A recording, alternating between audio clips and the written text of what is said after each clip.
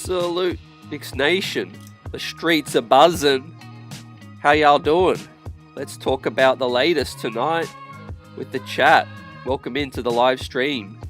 It's a bit quiet right now. Obviously, it's calm, but the action is not far away, ladies and gentlemen. We're about 60 days away from opening night, and workout season video is here as the New York Knicks are putting in their work in the off season. The front office still got some finishing touches to put on the roster, but let's talk about the latest tonight.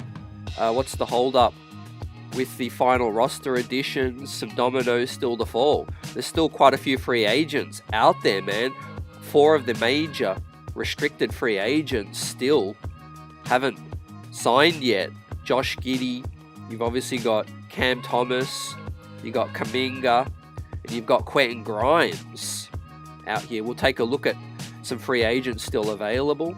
I want to talk about Josh Hart tonight. Looks like his role will be coming off the bench to start the season, and I really think people are sleeping on Hart's impact coming off the bench as well. But first and foremost, welcome in everyone to the chat. Welcome in. Subscribe to the channel if you're new.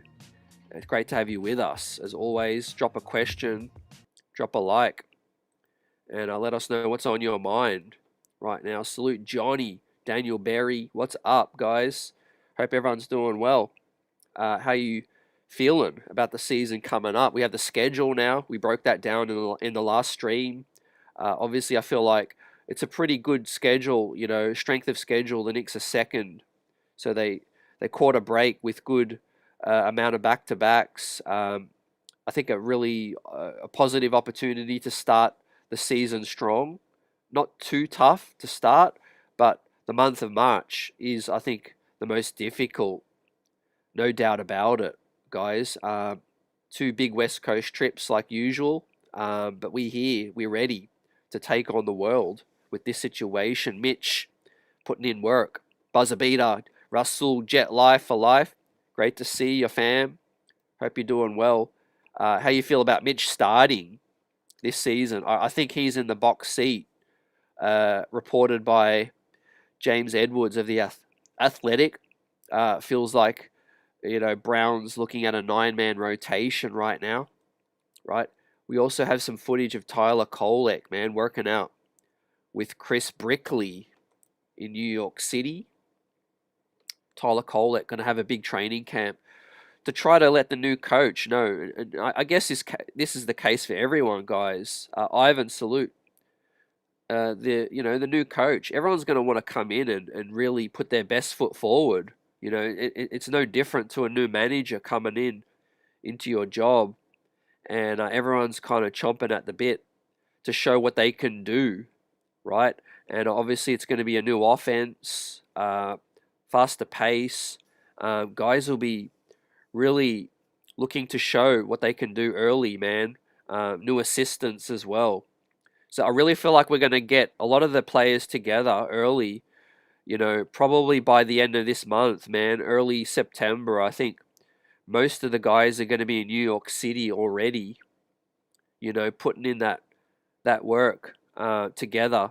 And a lot of the young fellas are already in New York City together working out. In the case of Hakpority, Kolek, and McCullough as well. The newest Nick, Mohamed Diawara, has also touched down. He's in New York City now after spending a little bit of time overseas. So Mohamed Diawara, we're waiting on confirmation as to who is going to get the 13, 14 spots available. We'll lead into that right now, guys. I guess, like, what's the hold up with Ben Simmons, Landry? You know, why aren't the Knicks just making that decision? I think it just goes back to the top of the food chain, fam, and I'm going to bring this up right now. All of the free agents still available. Let us know if, you know, one of these names really, you know, appeals to you. At the top, we got the 4 big restricted free agents still out there, still hoping to come to terms with their clubs. Giddey, Thomas, Kuminga, at Q dot. Quentin Grimes, right? Look, I don't envy their situations. It's tough. I mean, the league been looking at expansion for a minute, but their agent should have been aware of the marketplace, but that ain't our problem. Uh, our guys are under contract, most of our guys for the long term, so we're in a good spot. But the fifth name, Malcolm Brogdon, I think could be, you got Brogdon, Westbrook, Horford, Ben Simmons, probably the top four guys that, are looking at a vet minimum, but, the senior guys still out there. What do y'all think about that? Johnny says a healthy Mitch is a dominating player on both ends of the floor. It makes no sense not to start the guy. Yeah, I feel you, Johnny. I always feel like it's about, health. It's about starting the season right for Mitchell Robinson. And yeah, it looks like it's been a successful, summer so far for Mitchie. Been working on his craft, ready to go. I think fully healthy for the first time in a minute. Buzzer beater with a great question. Where's DeLon Wright? Yeah, they left him off the list, fam. That's why we got you here to pick us up. And I think DeLon Wright is a good shout. A lot of people are looking at Seth Curry, Alec Burks. Our guy Precious still can't land a gig. What's up with that? What's up with Gary Payton? Surely someone got a vet spot available for him. We do know, obviously, Malik Beasley, until something really shakes out with his circumstance, that's a wait and see in terms of, a team might get him on the cheap. But Delano Banton, man. Look, I would like Delano Banton on this squad. However, when we look at spots available, I think he would probably he would roadblock one of our younger guys, one of the wings. Let us know what you think about that. Am I tripping? Do you think Delano Banton would be used? It's all good and well to sign a guy, but are they going to get used? Right. With Hart, Macau, OG, Yabusele. I guess Delano Banton could play a little bit of 4, 3 and the 4, but you got Diawara, you got Dardier, you got McCullough, maybe Ben Simmons, Shamit, OG. There's only so many minutes to go around. You got McCullough, Dink Pate. I really would like us, ideally, to let one of these young fellas win that battle. Let them, dangle that little carrot for one of these young guys and say, hey, we're going to leave a possible, spot for you to claim, right?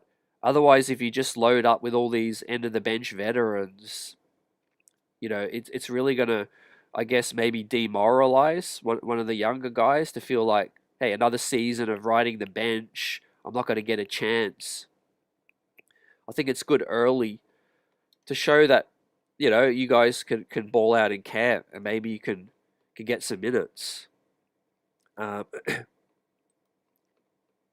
Buzzavita says, CT, in your opinion, is Cat a 4 or a 5? I really like him more at the 4. Buzzer, let us know your thoughts. I feel like he is a 4 or a 5, but I really feel like he could, I think, fit with this squad better as a 4, because Jalen Brunson is really challenged, defensively, and so we're in a position where, it's tough in the playoffs playing, more than 2 guys that are defensively challenged. Fam, yeah, you say 4 as well. Yep, good minds think alike. Jet Life for Life also agrees. Says I think Cat is a 4 in my opinion. Yeah, it's just a matter of, I guess, roster fit and how the pieces fit together. This is a puzzle, and how can these guys complement each other? And look, we have some good rim protection now. We've got Huck Porty possibly backing up Mitch. You got James Nagy. So I do think the front office is aware of, how can we get the best out of a Karl Anthony Towns in that situation, right? Now, if I'm to rank this list of guys available, like Al Horford would be a guy that I would snap up, but I don't think that's realistic right now. I think we would have heard, some more. I think some more static towards that, if that was the case or possible. Uh, Next up would probably be Malcolm Brogdon, right? I think that would be a home run. If that's not possible, then I think I'm good on Russell. I'd definitely look at, Ben Simmons or Delano. Let us know your thoughts. We got any fans of Bol Bol out here? Seth Curry. Now, just a quick word on Seth Curry before we hit on the next comment. Seth Curry is a guy where I could get behind that, because I think that's a spot where, on this roster could use, a guy that could handle the basketball, a guy that could catch and shoot off the ball as well. So you could use them in multiple ways. Tyler Kolek, I was really looking for his 3-point shot in Summer League. A lot of people were looking at his defense. How is he going to run the offense? I was looking to see during Summer League if Tyler Kolek could become more consistent with the 3 ball. He had that huge game, the 30-piece, where he shot the basketball really well. But overall, it was a bit underwhelming. He didn't shoot the basketball that well. Hopefully that's just an outlier. As we see Tyler Kolek continue to put in that hard work, right, in the off-season. Don't know about those one-legged step-backs, but I guess that's what the off-season's all about, working on different parts of your game. Johnny says, Knicks money men watch every dollar. If they don't have to sign anyone at the moment, they'll wait till the last minute to figure things out with McCullough, Diawara, and Pate. Yeah, good shout, Johnny. I think bring these guys into camp. They'll all be on an Exhibit 10. And then you can make the final roster signings official by the deadline. The deadline's basically like a couple of days before the season. But McCullough, we do know, has got the qualifying offer. He's either going to be on a 2-way, most likely. And I do think Diawara is going to land the 14th spot. The 13th spot, the leader in the clubhouse, I do think is Landry still. We continue to hear that there's respect, admiration, there is, a mutual interest coming from reports. Yesterday, Ian Begley dropped a mailbag talking about, is Ben Simmons still a possibility? What's up with Shamet? All the fair questions that's on most of our minds right now. But I do feel like the organization is relaxed. They feel calm, because let's be real, if they were really sweating on one of these free agents, or they were really worried about who's going to be the 13th or 14th guy, they would have done it already. The truth is they feel calm about the 9 guys that we have ahead of whoever's going to come in. And those 9 guys are going to be the guys on the screen. We've got Hart, more than likely coming off the bench now. You got Deuce. You got the new additions, Clarkson, Yabusele, possibly Dardier, possibly Huck Porty. That I guess that 10th guy that spot could be up for grabs. The Knicks do have 14 back-to-backs. We do have a situation where we've got some road trips to work on. Start the season though, no back-to-backs to start October. And this is the best I've felt about a schedule for a while. The best I've felt about the East. The best I've felt about going into a season, right? So one of the major questions I want to ask you guys, I'll probably put a poll in the chat. For you personally, what would be the minimum expectations to make this season satisfactory or successful, what would be the minimum that you would be okay with? Eastern Conference Finals again? Does it have to be NBA Finals? Or does it have to be championship or bust? Does it have to be championship or bust? Are you okay if it's NBA Finals? Or would you feel like as long as we're building, things shake right, Eastern Conference Finals at the minimum? Let us know your thoughts on that. Look, for me, as I know NBA winning the chip is obviously what we want to do, but I think if we get to the finals, anything can happen. So I think the last 3 years we've kind of taken a step forward every year. If this year is the one that we get to the NBA finals, obviously I'd be okay with that. But obviously you get that far, man. You wanna go all the way, you know. Um, Jet Life for Life says Bol is a good player and all, but something isn't right with his mentality or something, or maybe his personality.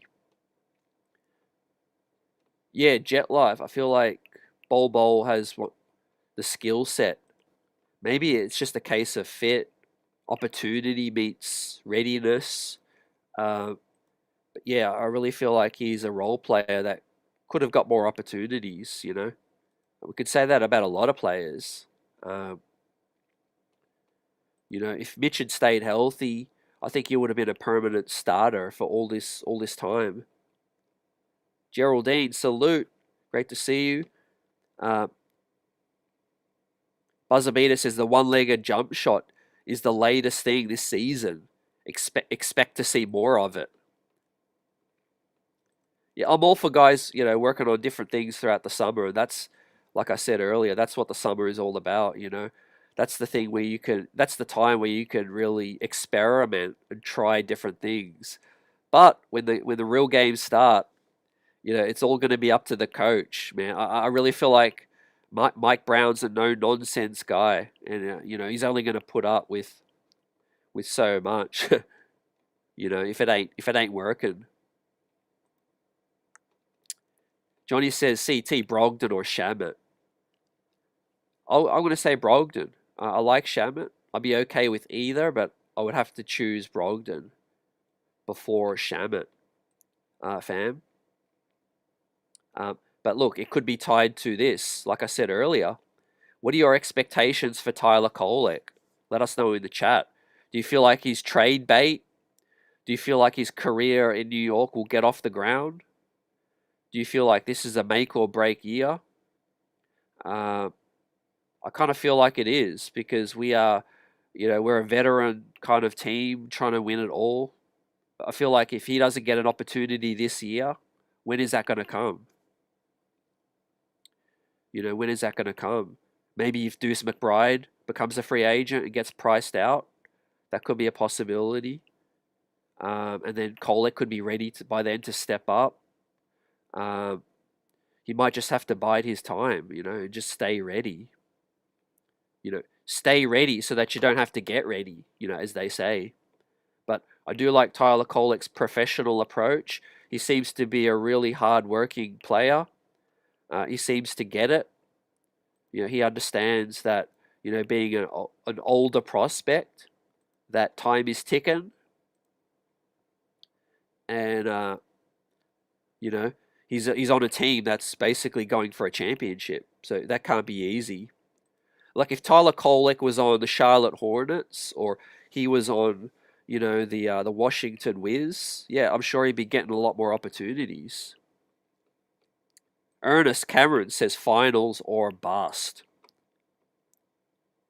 For me, yeah, I agree.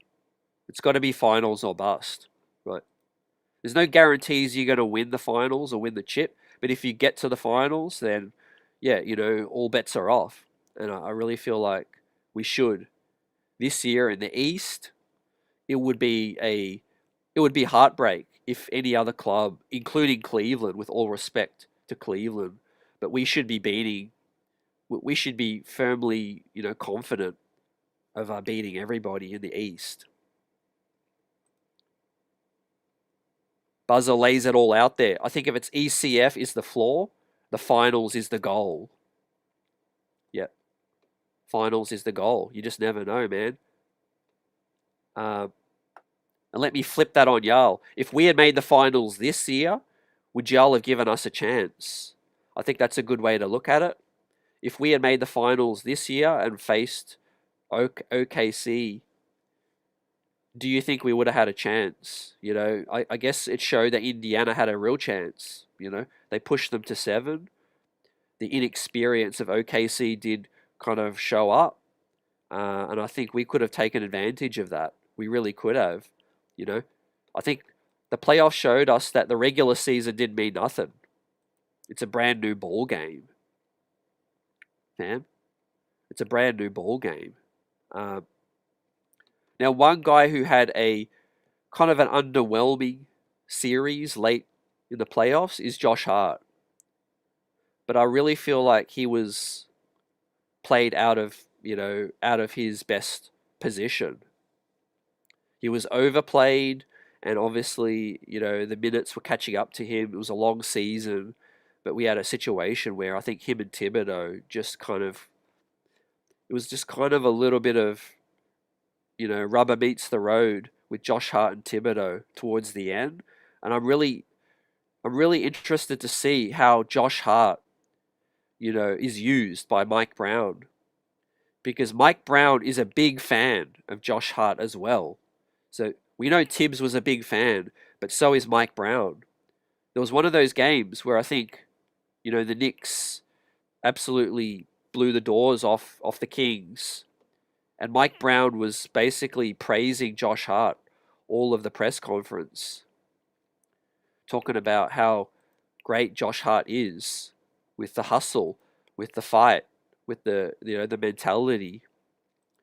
So I'm really interested to see, and I do think, he's kind of slept on at this stage of the game. Fans. He's been here for a couple of seasons now. I think we've seen the best, we've seen the worst of Josh Hart. But with the new additions, I do think like some people are still sleeping on Josh Hart, and I think a reduction in minutes and a new bench role, we might see a rejuvenated Josh Hart. What do y'all think about that? Do you think we're going to see a rejuvenated Josh Hart off the bench with less minutes, maybe in an up-tempo system? Michael Drake, salute, says Deuce stays. Johnny says, I hope Kolek gets that opportunity to prove or disprove himself in New York before he's traded. Yeah, I guess it comes down to what the coach. Yeah, how does the coach see him? See his fit. Mike Brown was there courtside. Summer League, taking notes. Yeah, he was looking at Kolek's game. Obviously, Kolek had that huge game, which helped his case, but the other games was underwhelming, I would say. However, we all know Summer League, you need to take that with a grain of salt. Also, for the reason that he's playing with 4 other guys that he's never going to play with in an NBA setting. Let's keep it real, right? Unless it's garbage time, Kolek's not going to play meaningful NBA minutes together with Huck Porty, Dink Pate, McCullough, and Marjan Beauchamp. That's just never going to happen. So, should we really evaluate Kolek with 4 other NBA players, and then we see what we get? We'll see what we get when Kolek is playing alongside 4 other bona fide NBA players. Buzzer says Kolek should get 5 to 10 per game. You want him to get some touches. Yeah, he could play make, he could shoot it. He's proven that he can shoot it still. I think it's just going to come down to taking that leap, showing consistency and being able to, to be productive out there. Not be too much of a liability defensively. We had the announcement, John Wall hanging it up. So now Paul George is the only player left in the league from the 2010 class as well, man. I'm getting old. I'm getting old. If Paul George is the only player left in the league, man, from 2010. So that's crazy. We had a couple of our guys attend the annual charity golf classic hosted by Jalen Brunson's Second Round Foundation. So Jalen Brunson giving back to the community. That looked like a good day out there with those guys. Since the schedule came out, have any of y'all looked at certain games that you want to lock in and attend? Right now, it does look like the Lakers, New York Knicks at the Garden is going to be off. That's going to be Feb 1st, and the average price, man, you see it. JB versus Luka, possibly LeBron's last stand at Madison Square Garden, fam. What's the hottest ticket for this season, do you feel?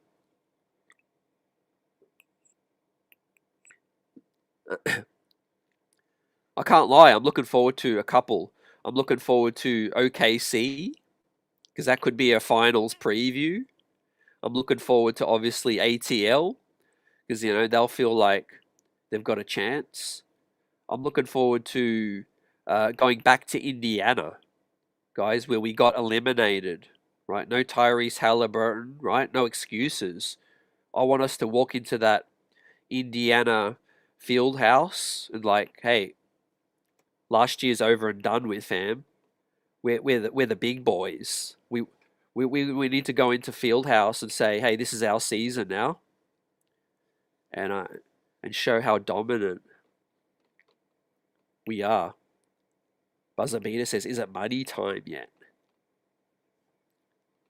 It will be soon, right? The season's around the corner. J Dragon, salute. Says, I haven't had much faith in the Knicks, just going by their track record. Keep Deuce, whatever it takes. Yeah, Deuce is here. Deuce is not going anywhere. I feel like Mike Brown will really appreciate Deuce McBride. I guess that was one of the things left on the table from last season's playoffs. I really feel like Deuce McBride could have played more. Yeah, but Thibodeau does like, bigger players, with size. So you see Diawara's touchdown. So the dominoes to fall, guys, relating to the free agents. I think the hold-up is, a lot of these guys just waiting to see if they could get their deal sorted. And then it's a trickle effect. It's like, okay, Al Horford chooses his spot. Then Russell will choose his spot. And then it's like Ben Simmons will feel like, okay, I got to choose my spot. And I think these guys are really looking at their fit. Because, you're at the very end of your career with these guys. With Russell, with Al, and with Simmons. Right? So they want to choose carefully. They want a place where they could either compete or they could get plenty of minutes so that they could either stick with the club for a future deal or they could, mentor or contribute to the best of their ability.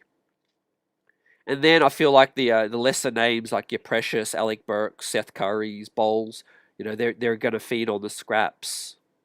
No disrespect. But yeah, it's a trickle effect, basically. We're looking at the food chain right now. The bigger names are going to feast, and the rest of the guys are going to clean up after them.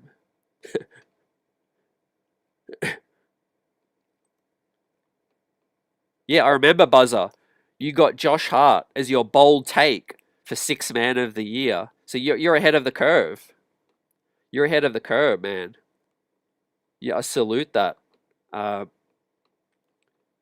Because, yeah, it dawned on me earlier. I feel like people are sleeping on Josh Hart right now. And maybe that's just not a, not not purposely, but yeah, I feel like, we feel like, okay, he's not a starter anymore. We've got a couple of shiny new additions with Yabusele and Clarkson.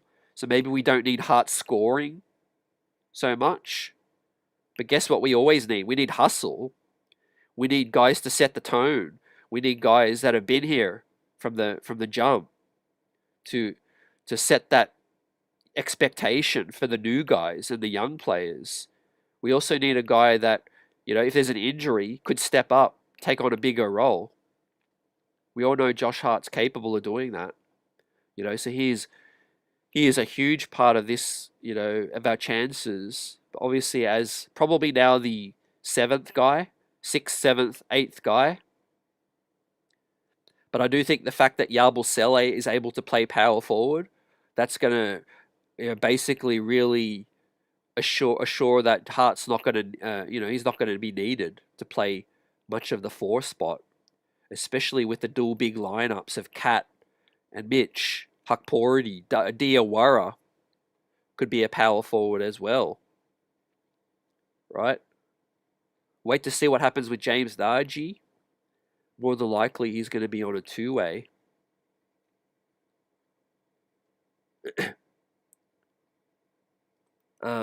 Buzzer also says, should the league be on the lookout for the LA Clippers?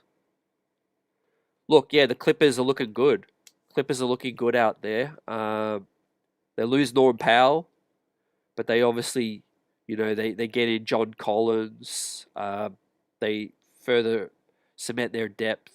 But I've still got them kind of third, fourth, Buzzer. I've still got the Rockets, OKC, and the Denver Nuggets ahead of them, man. Because, a spade, you got to call a spade a spade. I think James Harden, when it comes to the playoffs, does usually bust. Jay Dragon says, you're not getting old. Try me, 60-year plus fan. Yeah, we're all living our best life right now. Hopefully we can see a chip. Hopefully we can see these guys lift that trophy. Yeah, Buzzer in Carolina. I think you're planning to head out to see them live in Charlotte. That's always a good night. Knicks fans take over that building. That's going to be a great night. So we'll definitely keep in touch during that situation.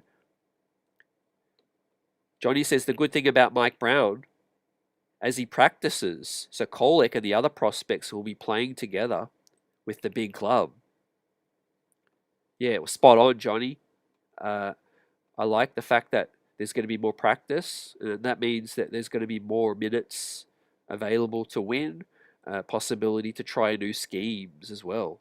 Chris Jant, we've got TJ Saint, offensive coordinators as well. Ricardo Foy coming out as well as an assistant, doing work with Team Italy. I think our offense is going to be pretty this season. I think it's going to be top 3. Might be the top offense, but I'll take top 3 as long as our defense is top 10, ideally top 8, top 12. If our defense is top 3, I think that'll be enough to get us to the top of the East. We'll just tick over to after the first month, November, December, fam. We've got the NBA Cup games, but November, one of the reasons why it's such a great start to the season, man, we have a 2-week homestand.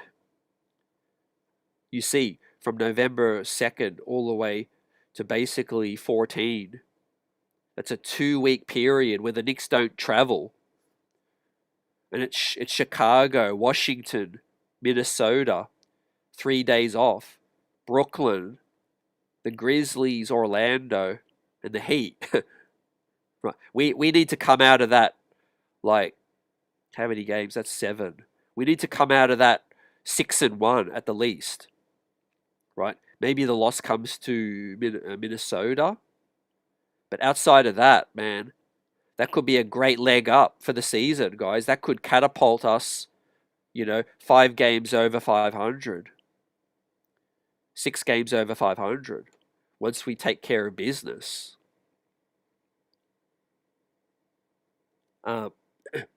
Yeah, that reminds me, Buzzer. I know y'all love the It's Money Time. One of my mantras for this season, though, and I think I'm going to run with it. I'm going to launch it. We mean business. What do you think about that? Hashtag we mean business. Right. That's what this season is all about for me, and what it should be all about for the New York Knicks, right? It's all about business, right? We need to double down. The Celtics look like they'll take a step back. The other team, Indiana, looks like they're going to take a step back, right? This is all about business for the New York Knicks. We mean business this season, right? No messing around, right? We bring in Mike Brown from a military background as well. He's going to have these guys ready. Yeah, Michael, CT, I have the Knicks winning 58 this year. I got 56, so we're close. We're close. We're not far apart with that one, fam. And like I said, if we get a running start for this season, it could be a 60 piece. This thing could be a 60 piece this year. Who knows? I mean, the East might suck more than we expect. I think this is a really good draft class coming up as well. So y'all know the likes of Washington, Brooklyn, and all of that. Maybe even Chicago. I mean, we go back to the free agents, fam. Josh Giddey, they're offering Josh Giddey $20 million, right? This is a guy that they traded for to look at building around, and they're offering Josh Giddey a $20 million deal. So I don't really know what the Bulls are doing right now. I do think they're going to suck this season, and there's going to be a lot of teams looking to build with the draft this season.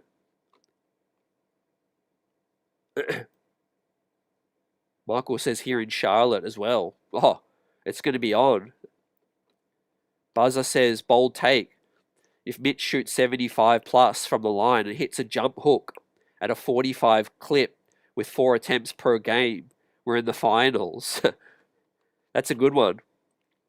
That means we're definitely, looking good with Mitch, right? I'll take Mitch staying healthy because I know he's putting in the work and I know he's going to be impactful. If Mitchell Robinson plays 70 games this season, regular season, I think we're going to be in an amazing shape as a team. That's it. You guys got it. Hashtag we mean business. That's right. Hashtag New York forever. Because, hey, we mean business, man. None of these slow starts. None of these let down third quarters, right? What's going to stand in our way right now is complacency, getting ahead of ourselves. But I don't think Mike Brown would ever let that happen. So we just need to put our heads down and go about our business for this season, Hashtag we mean business, right? We've got some returning faces that are, were sick with how the season ended. And I think they're going to come back, with a chip on their shoulder right now. You got Tyler Kolek doing camps, giving back to the kids. And you've also got Karl Anthony Towns doing a mini camp right now. I think these guys are all going to be in the gym early September, mid-September with the new coach. Because the earlier you can get together with, build that chemistry with the new pieces, with the new coach and new ideas, the better. The better the start's going to be. Yeah, Michael, Quentin Grimes wants $20 million. Look, if I'm the Sixers, I pay the man, right? I've said this before, but this is what I would have done if I was running Philadelphia. I would have said, Joel Embiid, thank you for your service. I can no longer do this, in and out I can no longer, work with you. Are you in? Are you out? You're always, on the sidelines. I would have traded Joel Embiid a year ago. See, get as much as I can. I would have salary dumped Paul George. I would have like, that's a mistake. Move on from him. And I would have built around their young guys with Maxey, Jared McCain. He needs minutes. Quentin Grimes, I would have paid him, and got younger, gotten healthy, gotten younger, and just see where the things fall with the draft. That's what I would have done, fam. Johnny says, CT, I'm excited with the new, the new group of coaches, especially offensive. The Knicks' biggest weakness last year was, uh, was placed on the O. Definitely, I feel like X's and O's, attention to detail was big time. That's a big area. Late game execution. I mean that was really the difference between being in the finals. Look at game one. 14 points up. I feel like Thibodeau was just the game was just going too quick. Credit to Carlisle. That was the craziness that was the signature play of Indiana. Make it crazy, play fast.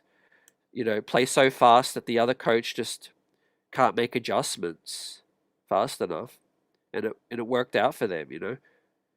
To be honest, they only had one hope anyway. You're down 14, 3 minutes remaining. All you can do is play fast, get up threes, and hope that they go down. But we allowed that to happen.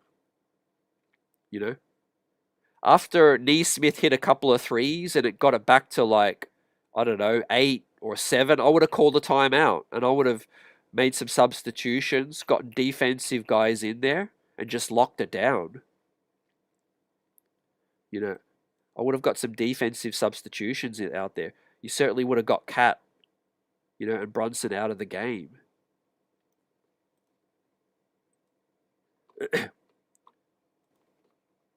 But yeah, I'm excited about the new coaches as well. Definitely, yeah. The PG contract is crazy. It's an albatross. But maybe they're waiting for it to become an expiring contract. And we'll see what happens with that. Here's another clip of Mitch. What do you think of that free throw form? It does look better. He's got the wrist flick, got the one dribble, and he's working on that routine right now. Like Buzzer said, look, the jump hook would be a cherry on top. But if he could shoot 70%, I would take that right now. I would sign up for that. I don't know about 75, but I would sign up for 70 right now. Right, because that means that the other coach has got a serious question. They can't really do the hacker Mitch. If you're knocking down more than 50% and you're basically always splitting at least the free throws. I don't think you can do the hacker Mitch. It's basically too risky. It's giving away points. So yeah, I would take 70% right now with the free throw line.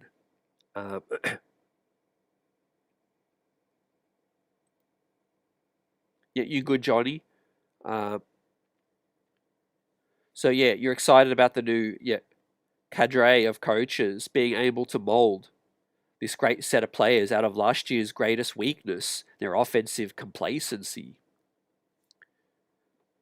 One thing that we might have to, get used to though is, and hopefully it's not the case, but more turnovers. Because with ball handling, we need more ball handlers, but we want to play a little bit faster, or we want to spray that basketball around. There is going to be more turnovers, guys, and we hopefully our offense is so efficient that it just doesn't hurt us. But yeah, I'm prepared for these guys to to obviously play a lot faster and get that ball moving around. As I talked about before, some of the games that y'all are really looking at, you got Rivals Week, and they've given us Philadelphia. Right. I would have think it would be better to give us Indiana. Right. It was a good playoff rivalry, 2 years running. Why didn't they just give us Indiana for rivalry week? Or the Heat, even. I would have accepted the Heat. They're still an old school rival, more so than Philadelphia.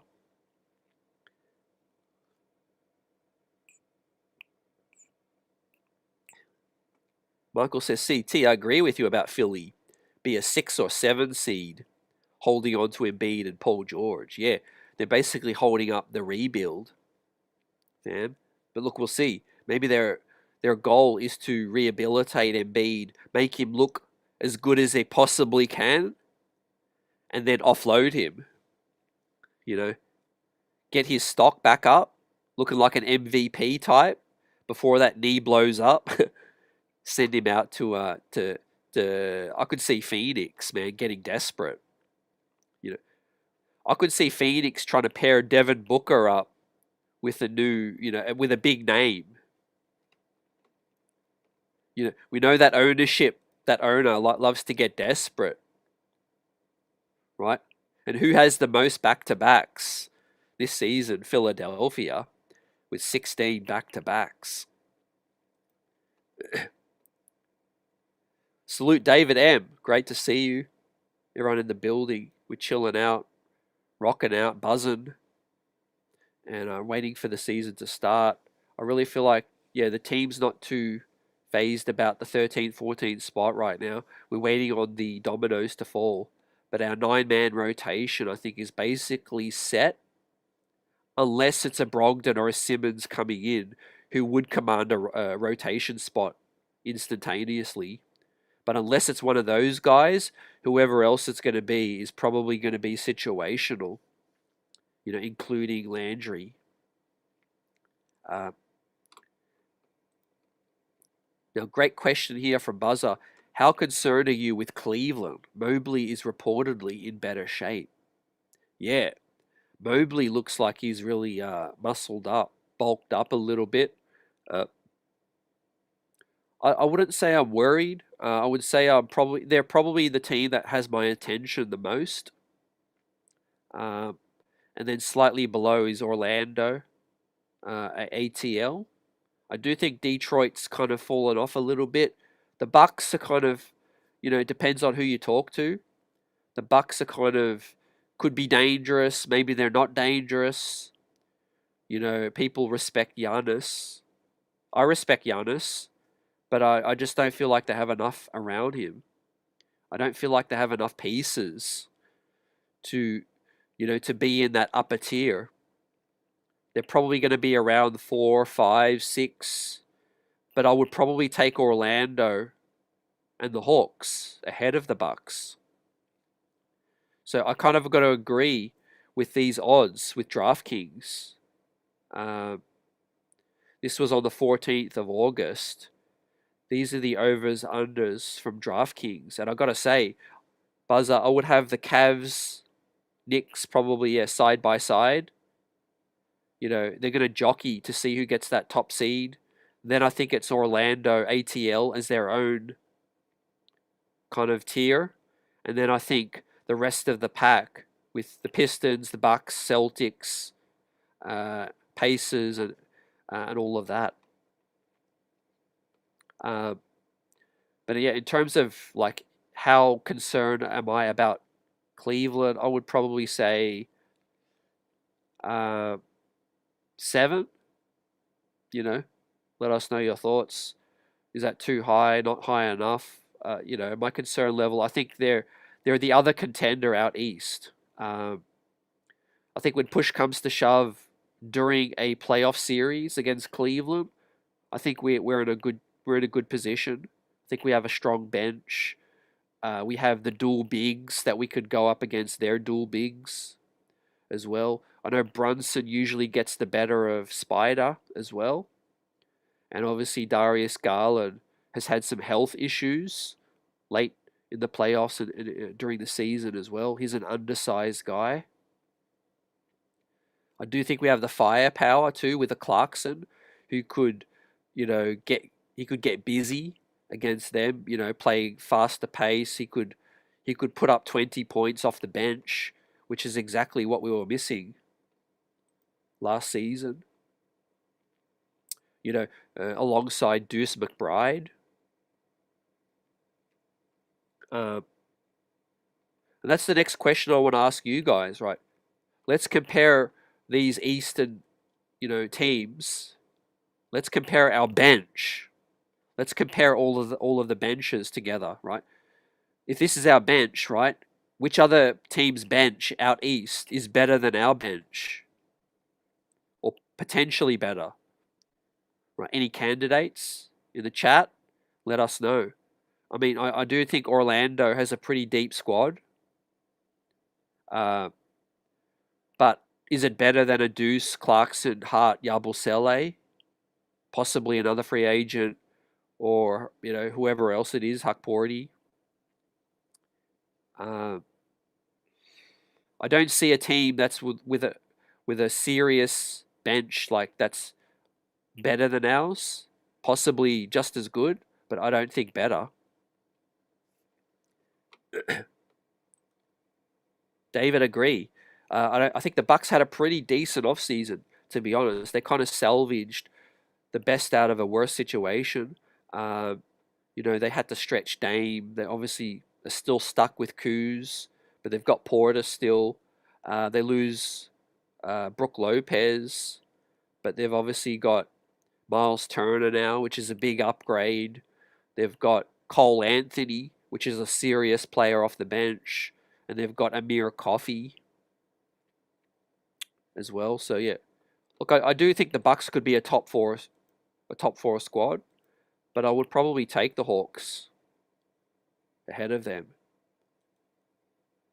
Michael says, CT, this year, new year, we're going to bust the Cavs. I like that. I feel like, they'll be out for revenge from 2 years ago. We'll be out to make amends from last season as well.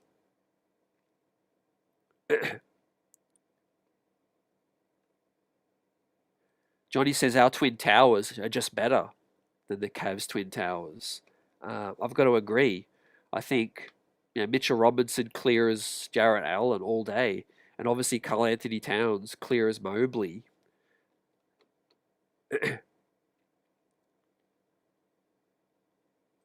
Buzzer says Cleveland had a creative offense, but I expect our coaching staff to figure it out.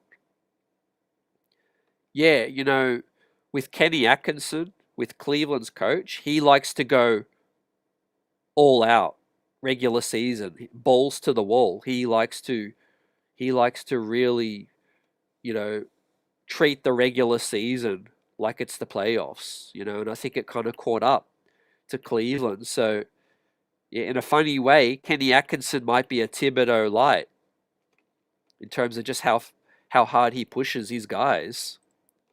And I like Kenny Atkinson. I think it was a great ad. Cleveland did well to upgrade with him, and it obviously showed. But you're only as good as how you finish. They ran out of gas, man. They blew a tire and some when it came to Indiana, right?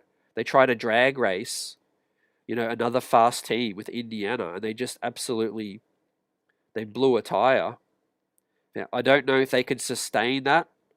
Donovan Mitchell, Darius Garland, they're heavily reliant on those guys for points, to run the offense as well. They're the engine, they're the juice that keeps that going, fam. And I think we have a couple of more weapons than the Cleveland Cavaliers, right? They overpaid Sam Merrill to keep him. Now they did upgrade with DeAndre Hunter. That was a good pickup. They obviously lose Karis LeVert. He goes to the Hawks. But yeah, those battles, they're going to be fun, man. Especially to start the season. Yeah, Michael says we do have the best bench. Yabu, Clarkson, Shamit, Deuce, Huck, Hart. Definitely. Ric Flair. Woo! I think this is the deepest bench or the deepest squad that we have had since 1999. Fam. 2000, 1999, and then the closest is probably 2013 with the depth of the squad. Um,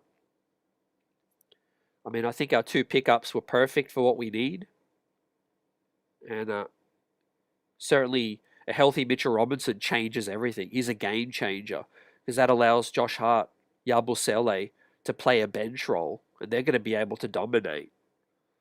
Like let's be real. Josh Hart was a starter for the last few seasons, right? And a very, very solid, capable starter. Now he's going to be going up against bench fodder. Same with Yabusele. There were times when Philadelphia was playing Yabusele 30 minutes, right? They just ran out of bodies. They were playing Yabusele 30 minutes as a starter sometimes.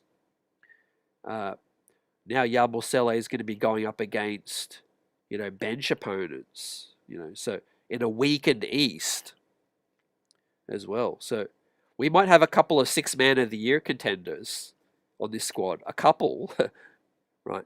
They might kind of hurt each other's stock because, Hart might be like, 14 points, 8 rebounds, 6 dimes. Deuce might be like 12 points, 6 rebounds, 4 dimes.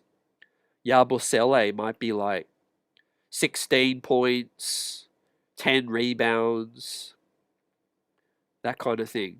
But as long as they work off each other well, I think, Clarkson, how could I forget? Yep. I feel like Clarkson's going to get a lot of threes up, fam. Clarkson's going to assume the campaign role as the gunner off the bench.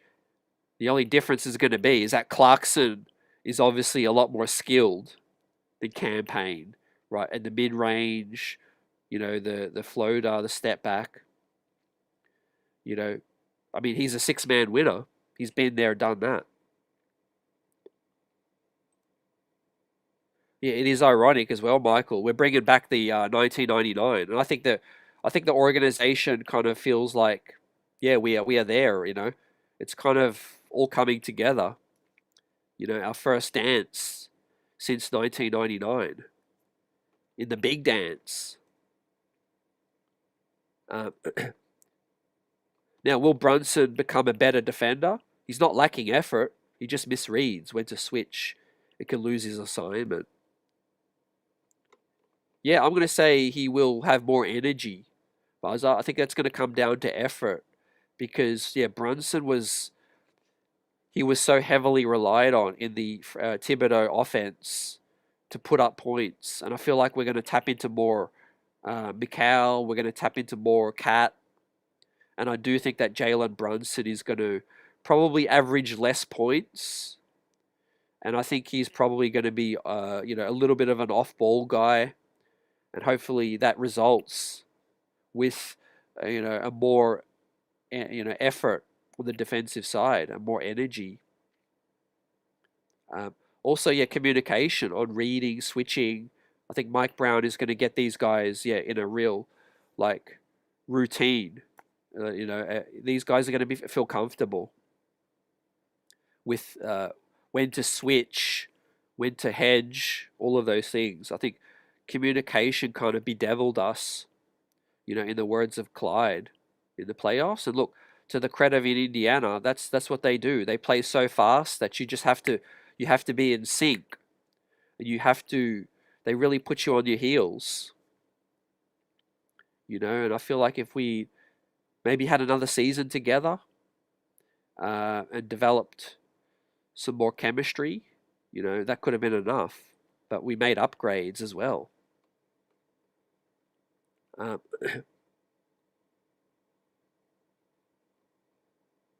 So Johnny says, I'm not worried about more turnovers with a faster pace when Captain Brunson is running the show.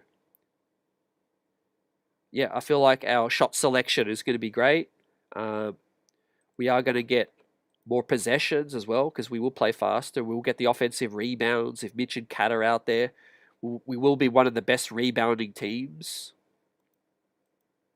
And look, we don't know. If Thibodeau was still here, maybe he starts the season with Mitch as well. We all know how much Thibodeau loves Mitch.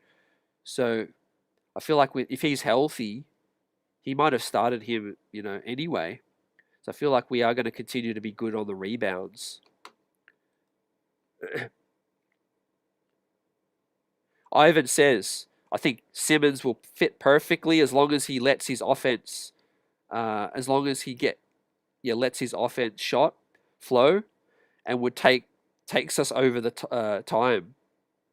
No question. Let's go, Simmons. Come to the Mecca and make us champs. Look, I think Simmons' skill set could complement the rest of the guys really well. No doubt he's still in play. He's still, waiting for possible dominoes to fall. Maybe he's waiting on Russ. Because I heard some talk that Russ was going to go to Sacramento. But yeah, I mean, it's an easy sell.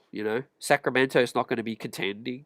If you're Simmons, right, this is your chance to go down as a winner. Simmons, his career's kind of plateaued, and fallen off. This could be the platform where it's like, hey, you win in New York. Simmons could be looked at as a hero. Let's keep it real. He'll never be the player he used to be.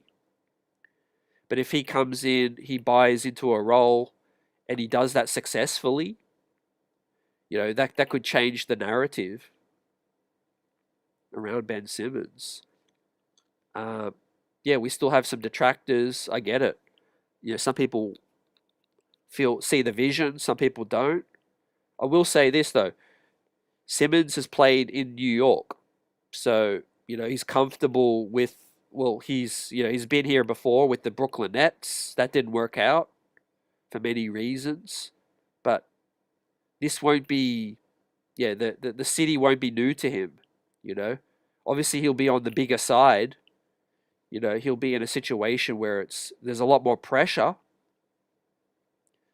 But I mean, if the coach really wants him, I feel like the Mike Brown could make him feel comfortable.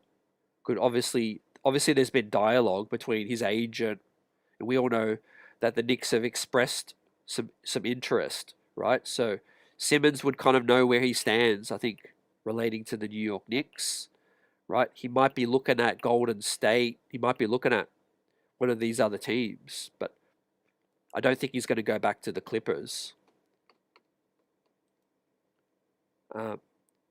David says, agree. This is our best shot since 99. Also feels a little like 93, 94, where there was no MJ in our way. Yeah, I'm glad you mentioned that as well. Right, those are the 2 years that was our best shot. Right, this I think you could put in the same category. Because even back then, I don't think there's that same level of demon out west that's going to stand in our way. I mean, OKC will be tough, or whoever else is going to be there, but they're going to be very, very beatable, right? We've had great success against the Denver Nuggets the last 2 seasons, right? I think we've swept the Nuggets the last 2 seasons, right? So, I mean, not saying I would love to meet them because the Joker in the finals that's going to be one hell of a hurdle to overcome. But OKC, the Rockets, they've all got their kinks. I think we could figure that out. We've got a coach that's kind of been there before as well as an assistant. He's coached with pressure, boom or bust with LeBron.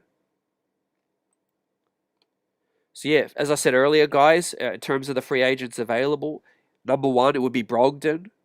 Number 2 would be probably a Banton or a Gary Payton, Al Horford, and then a Ben Simmons. Then I would look at Seth Curry, Alec Burks, and obviously Landry Shamet. DeLon Wright I'd be okay with as well. Yeah, we haven't really heard much to do with DeLon Wright.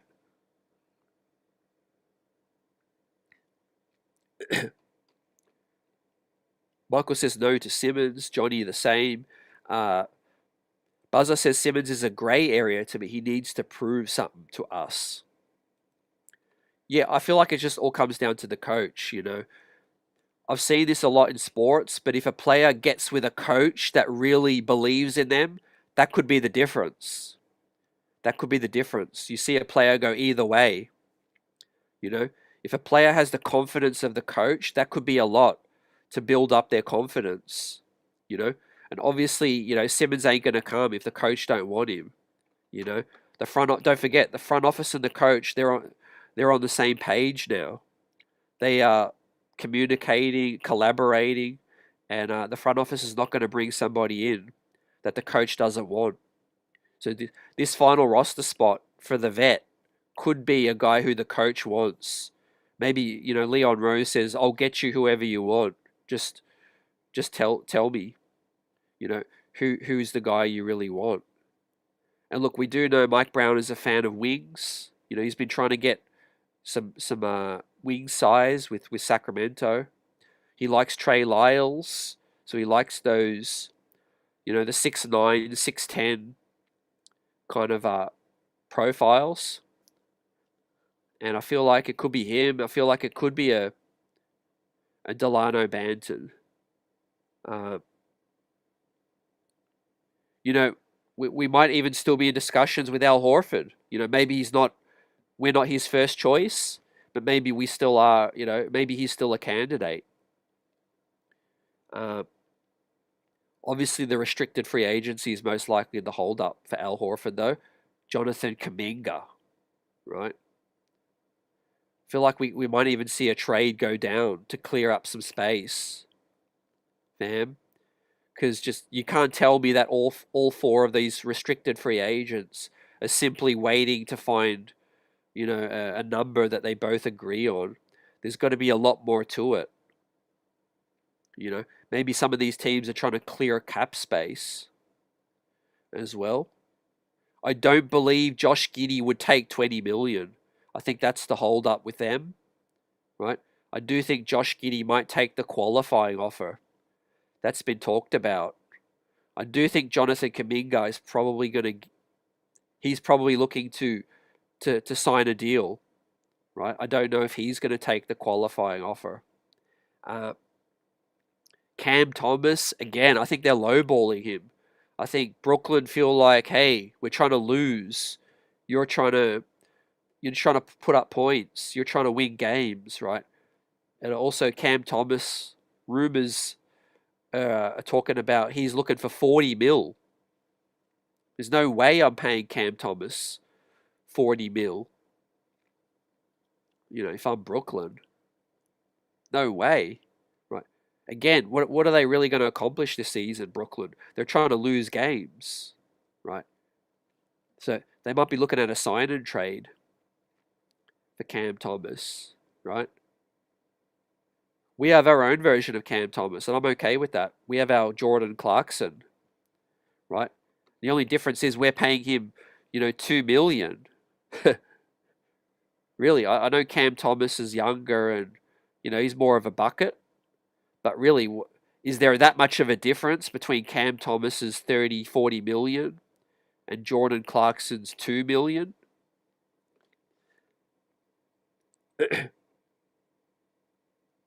Buzzer says, does Brogdon really want to come to NYC? Truth is, I've got no idea, fam. I've got to feel like it would be attractive because we are, you know, winning.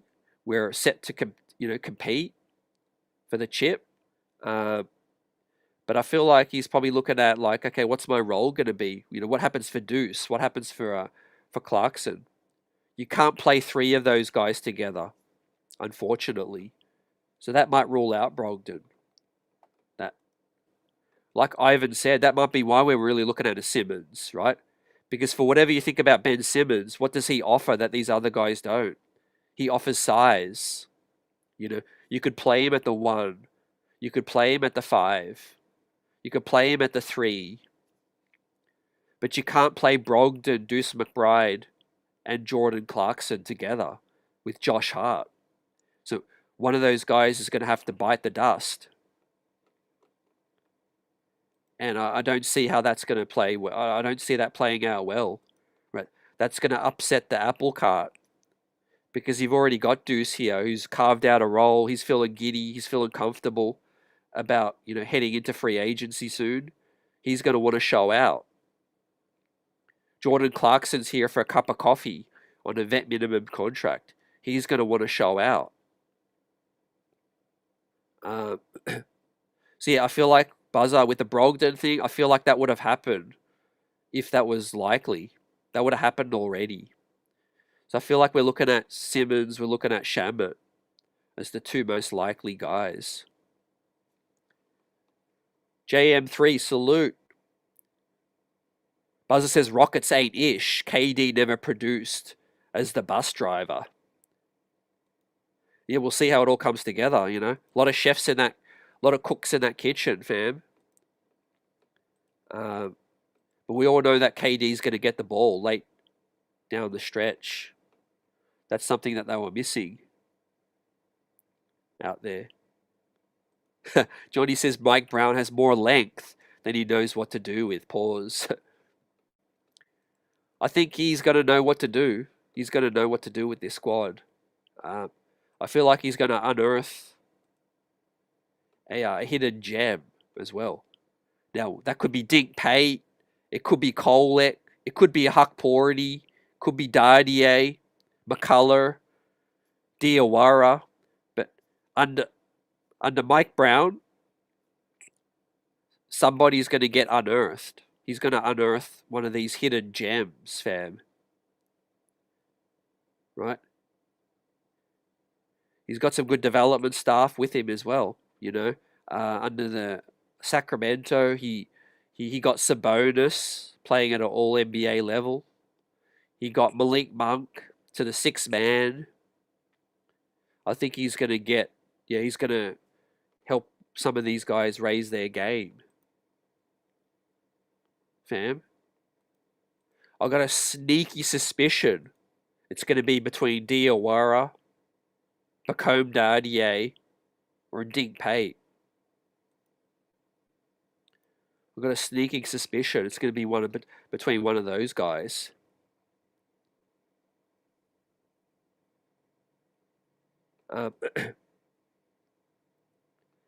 That's a great question. How many teams have got space for those guys?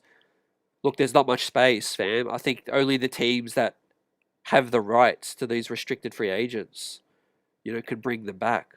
It's just a negotiation level, whether I take the qualifying offer or whether I sign for below what they feel they're worth, If I'm Josh Giddey, I'm not taking 20 million. I think that's a slap in the face still. I do think Josh Giddey's worth more than 20 million. But obviously, if there's not a better deal out there, all he can do is take the qualifying offer and come back. Same with Cam Thomas, right? Maybe take a 1-on-1 if I'm Cam Thomas. Take a lower number and just bet on myself. Kuminga, I feel like he wants security. I feel like Kuminga wants a longer term deal at 30. He wants 30.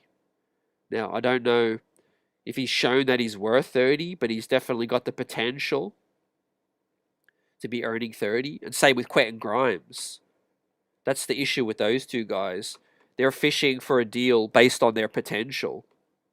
Some of these teams don't want to pay on potential. They want to see proven results, right? With Giddey, you saw proved results. He got Chicago into the play-in. He played starters minutes, and he produced. Cam Thomas, same thing. You play him, you know what you're going to get.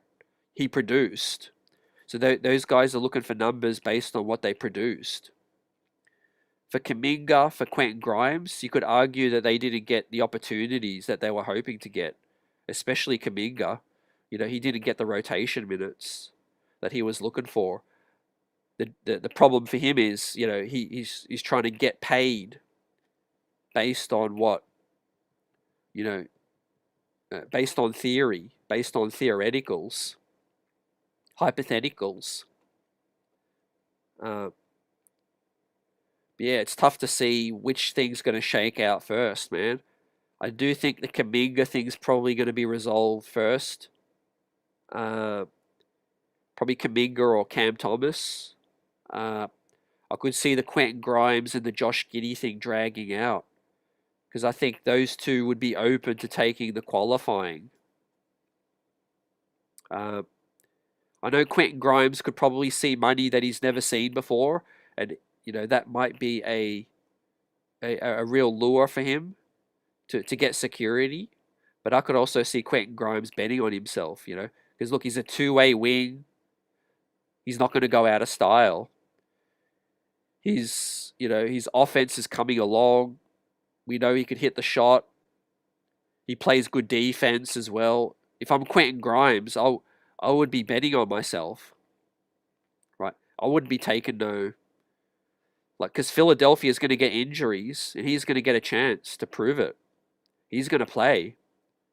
I wouldn't be taking no below market value if I'm Quentin. Same with Josh Giddey. I would just bet on myself. Or I would sign a short-term deal.